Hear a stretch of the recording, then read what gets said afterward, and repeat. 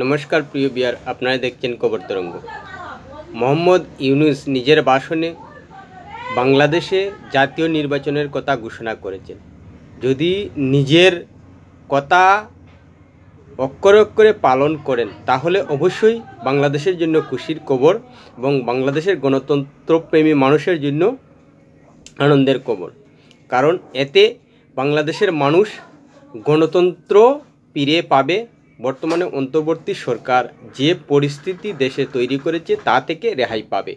কিন্তু প্রশ্ন হলো, সত্যিই কি মোহাম্মদ ইউনূস নিজের কথা পালন করবেন, রক্ষা করবেন?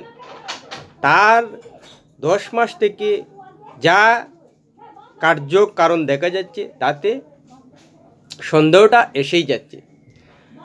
মোহাম্মদ ইউনূস জাতির উদ্দেশ্যে ভাষণে বলেছেন যে সরকার গঠন হওয়ার পর সংস্কার, বিচার এবং নির্বাচনই মূল উদ্দেশ্য ছিল এবং সেটা সম্পন্ন হওয়ার পরই দেশে এপ্রিলের প্রথমার্ধে জাতীয় নির্বাচন অনুষ্ঠিত হবে এবং তার রুটম্যাপ তৈরি করবে নির্বাচন কমিশন।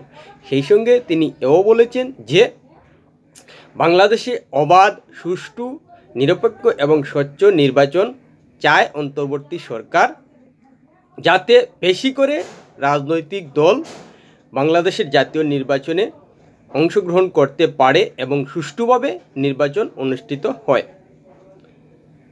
এ নিয়ে জাতীয় নির্বাচনের যে দিনক্ষণ ধার্য করেছেন, বিশেষ করে মাস ধার্য করেছেন মোহাম্মদ ইউনূস, তা নিয়ে বাংলাদেশের সবথেকে বড় রাজনৈতিক দল বিএনপি আপত্তি তুলেছে। তারা জানিয়েছে যে সময়টা মোহাম্মদ ইউনূস ঠিক করেছেন তা কোনো অবস্থায় বাংলাদেশের জন্য যথার্থ নয়। কারণ এ সময় বাংলাদেশের আবহাওয়া এবং সার্বিক পরিস্থিতি প্রতিকূল। প্রিয় বিয়ার, ভিডিওটি ভালো লাগলে সাবস্ক্রাইব করবেন, এতে আপনার ক্ষতি হবে না কিন্তু আমাদের উপকার করে দেবে। মোহাম্মদ ইউনূস যে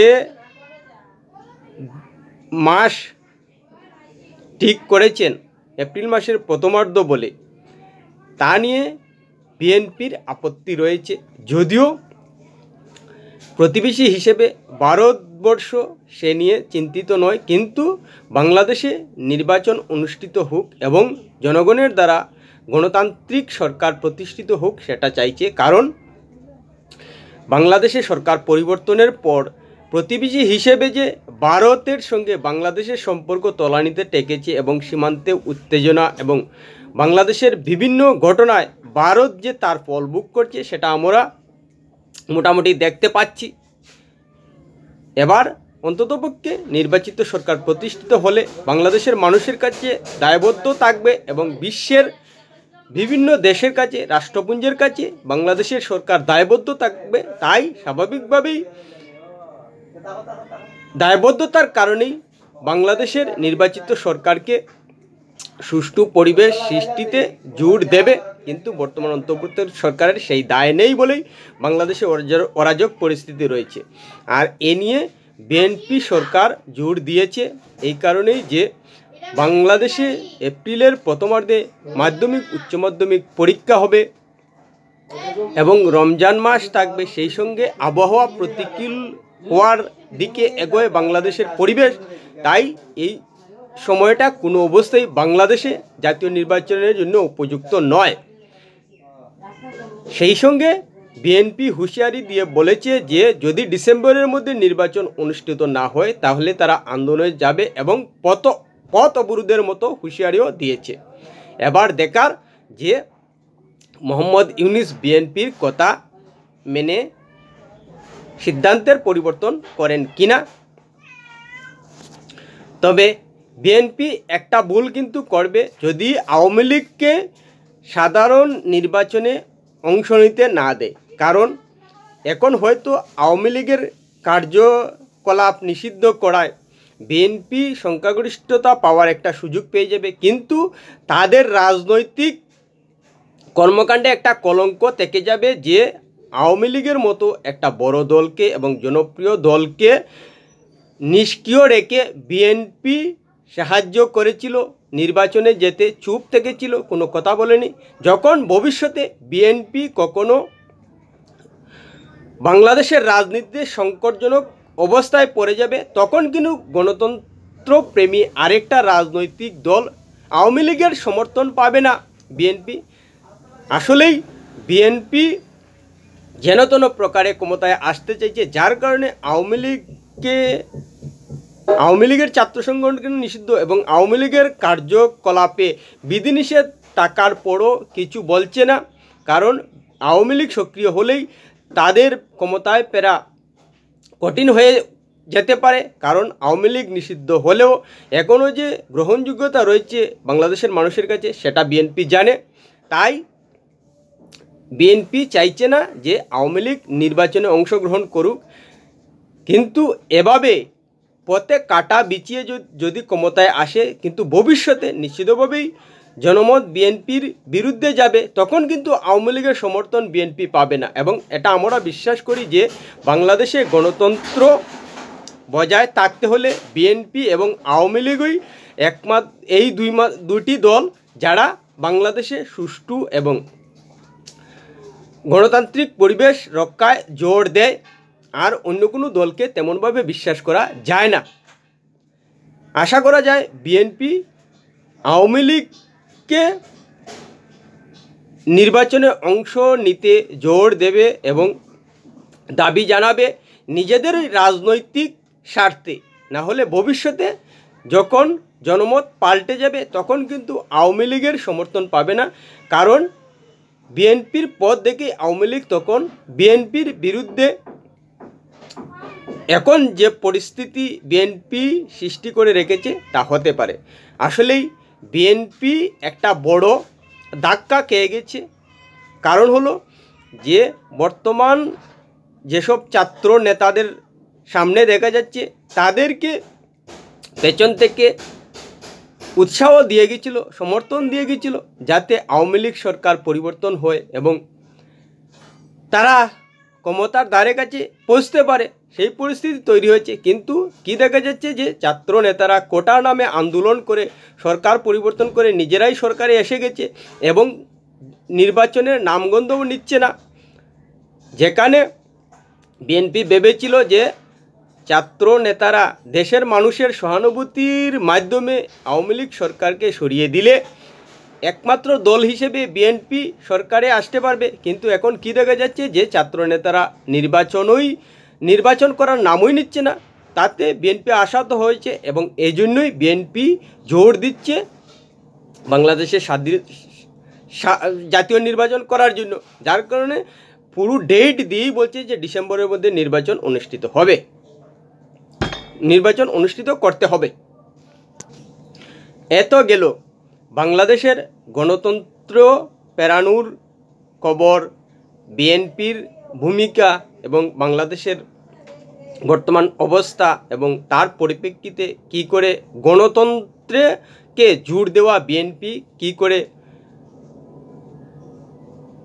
বর্তমান অন্তর্বর্তী সরকারকে চাপে পেলে নির্বাচনের দিনক্ষণ ঘোষণা করতে বাধ্য করেছে। এবার বাংলাদেশের বর্তমান পরিস্থিতিতে এটা বলা যায় যে একটা দেশে ধর্মীয় কট্টরপন্থার বাড়বড়ন্ত হলে, রাজনৈতিক নেতাদের লুপ চরমে পৌঁছলে এবং দেশের মধ্যে প্রতিহিংসার রাজনীতি থাকলে একটা দেশকে কতটা অস্থির করতে পারে বিদেশি শক্তি, দেশকে নিয়ে দেশের রাজনীতি নিয়ে পুতুল খেলতে পারে, তার জ্বলন্ত উদাহরণ বর্তমান বাংলাদেশ। আর সেই কারণেই প্রতিবেশী হিসেবে ভারতকেও তার ফল ভোগ করতে হচ্ছে। কারণ বাংলাদেশের সীমান্ত নিয়ে, বাংলাদেশের ঘটনা নিয়ে ভারতকে সবসময় উদ্বিগ্ন থাকতে হচ্ছে। কখন কি ঘটনা ঘটিয়ে ভারতের সীমান্তে একটা অস্থিরতা সৃষ্টি করে দেয়।